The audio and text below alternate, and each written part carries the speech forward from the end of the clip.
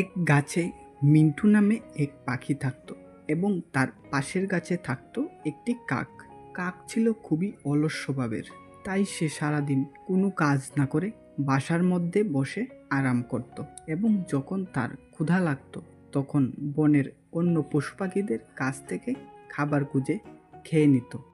অন্যদিকে মিন্টু পাখিটি ছিল খুবই পরিশ্রমী। সে প্রতিদিনই নিজের খাবার নিজেই অনেক কষ্ট করে খুঁজে আনত। তারপর একদিন মিন্টু পাখিটি ভাবল, আমার বাসাটা তো খুব ছোট এবং দুর্বল, আর এদিকে বর্ষাকালও প্রায় চলে এসেছে। বর্ষাকাল আসার আগে আমি যদি আমার বাসাটা বড় এবং মজবুত না করি তাহলে আমার ডিমগুলো নষ্ট হয়ে যাবে। তারপর মিন্টু পাখিটি তার কঠোর পরিশ্রমের দ্বারা কিছুদিনের মধ্যেই বড় এবং মজবুত ঘর তৈরি করে ফেলল।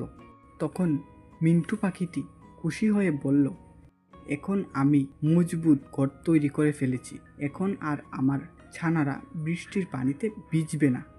আর অন্যদিকে কাকের বর্ষার মরশুমের জন্য কোনো প্রস্তুতিই ছিল না। সে সারাদিন তার বাসায় অলসভাবে দিন কাটাতো। তারপর যখন বর্ষার মরশুম এসে ঢুকলো, হঠাৎ একদিন প্রচণ্ড বৃষ্টিতে কাকের বাসাটা ভেঙে মাটিতে পড়ে গেল, আর কাকও বর্ষার পানিতে ভিজতে লাগলো। এখন কাক উদাস হয়ে বলল, আমার বাসাটা তো বর্ষার পানিতে পুরো নষ্ট হয়ে গেছে এবং আমারও খুব ঠান্ডা লাগছে। এখন আমি কি করব? কোথায় যাব? তারপর কাক অসহায় হয়ে মিন্টু পাখির বাসায় গেল এবং তার কাছে সাহায্য চাইতে লাগলো। কাকের এই অবস্থা দেখে মিন্টু পাখিটি খুব কষ্ট পেল এবং বলল, ঠিক আছে কাক ভাই, তুমি আমার বাসায় থাকতে পারো এবং যখন বৃষ্টি থামবে তখন আমরা দুজন মিলে তোমার জন্য একটি নতুন এবং মজবুত ঘর তৈরি করব।